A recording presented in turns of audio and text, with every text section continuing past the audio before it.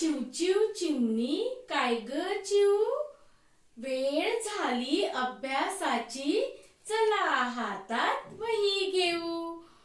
चला तर मग मुलांनो, काय सुरू आहे आता आपलं? तर आपल्याला आता वही आणि पेन्सिल घेऊन बसायचं आहे आणि अभ्यास करायचा आहे. तर पहिल्या व्हिडिओ मध्ये आपण स्वर बघितलेत. स्वर कोणते होते?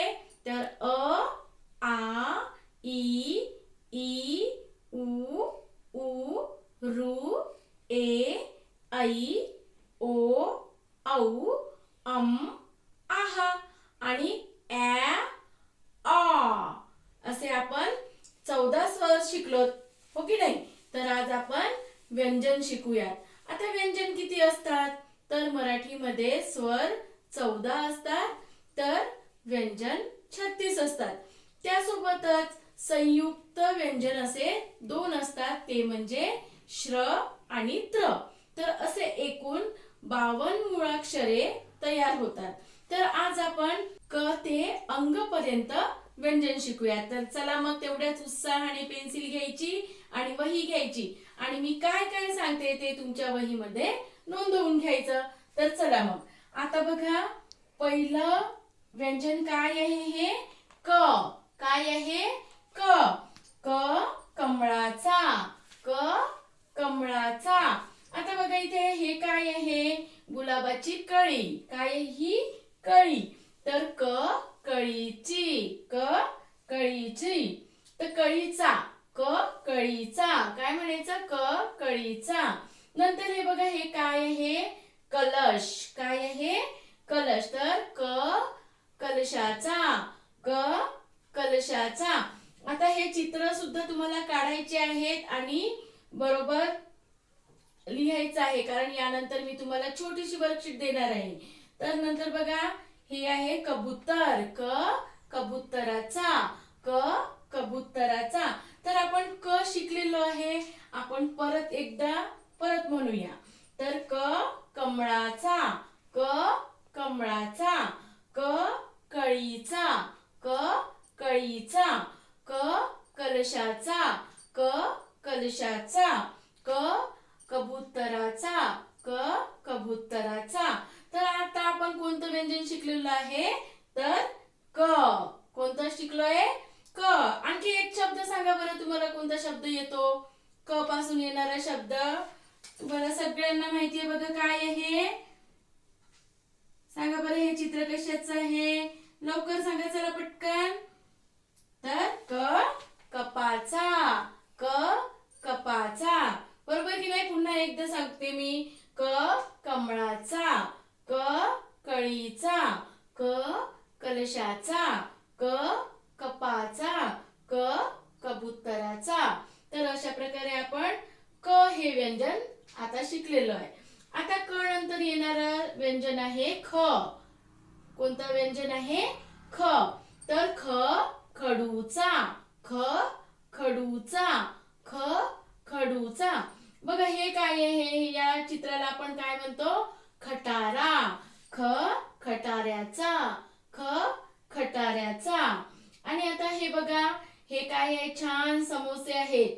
समोसे बघा, सुंदर सुगंध येतो, आपण त्याला काय म्हणतो? खमंग. काय म्हणतो? खमंग. तर ख खमंगाचा. ख खमंगाचा. तर अशा प्रकारे पुन्हा एकदा आपण हे व्यंजन शिकूया. ख खडूचा. ख खडूचा. ख खटाऱ्याचा. ख खटाऱ्याचा. ख खमंगाचा. ख खमंगाचा. चला मग आता क नंतर ख आणि ख नंतर ग. तर ग गणपतीचा. ग गणपतीचा. ग गणपतीचा. आणि नंतर हे बघा, गगन. गगन म्हणजे आकाश, पण ग म्हणजे गगन. ग म्हणजे गगन. आता पहा, तुम्ही इंग्लिश मध्ये ग्रुप म्हणता, हो की नाही? एकत्र आले की तुम्ही काय म्हणता? आमचा ग्रुप आहे. तर ग्रुपला मराठीमध्ये काय म्हणतात? गट. काय म्हणतात? गट. तर ग गटाचा. ग गटाचा. नंतर पहा, ग गजऱ्याचा. ग गजऱ्याचा. ग गजऱ्याचा.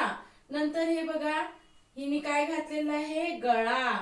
गळ्यामध्ये काय घालतो आपण, हार घालतो, बरोबर की नाही. तर म्हणायचं ग गळ्याचा, ग गळ्याचा. नंतर हे बघा, हे काय आहे, गवत. तर काय म्हणायचं, ग गवताचा, ग गवताचा. आणखी बरेचसे शब्द आहेत, जसे ग गाईचा, ग गाईचा. पण आता ग ला ची मात्रा लावलेली आहे, त्यामुळे आपण ते शब्द नको घ्यायला. तर आपण आधी फक्त ग शिकूया. गा किंवा गी किंवा गु हे शब्द न शिकता आधी पहिले ग शिकूया. तर हा काय आहे, ग. तर ग गणपतीचा, ग गणपतीचा. ग गगनाचा, ग गगनाचा. ग गटाचा, ग गटाचा. ग गजऱ्याचा, ग गजऱ्याचा. ग गळ्याचा, ग गळ्याचा. ग गवताचा, ग गवताचा. तर अशा प्रकारे आपण ग व्यंजन शिकलेलो आहे. आता आपण शिकूया घ. आता आपण काय शिकूया, घ. तर हा घ घराचा, घ घराचा. घ घराचा. हे बघा, हे काय आहे, याला जसं तुम्ही माठ म्हणता, पण याला मराठीमध्ये दुसरा पण शब्द आहे, घट. काय म्हणतात, घट. घ घटाचा, घ घटाचा. घ घटाचा. नंतर आहे घ घड्याळीचा, घ घड्याळीचा.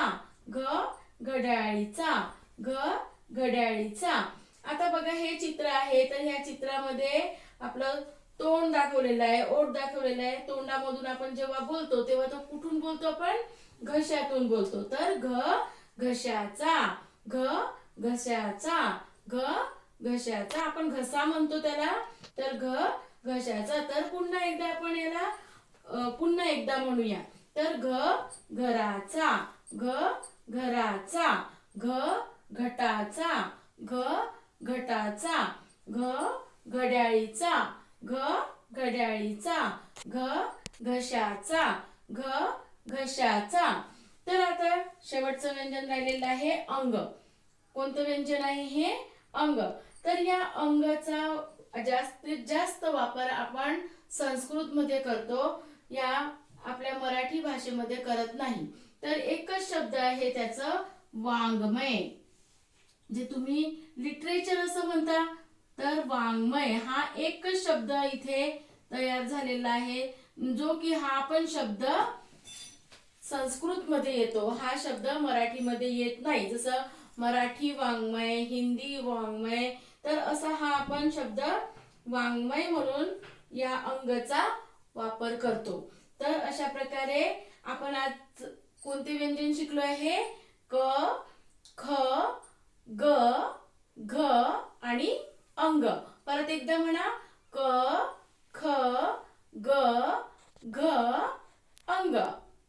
हा, तर आता बघा, आपले व्यंजन शिकून झालेले आहे. ते व्यंजन किती शिकलोय आपण, 5 व्यंजन शिकलो आहे.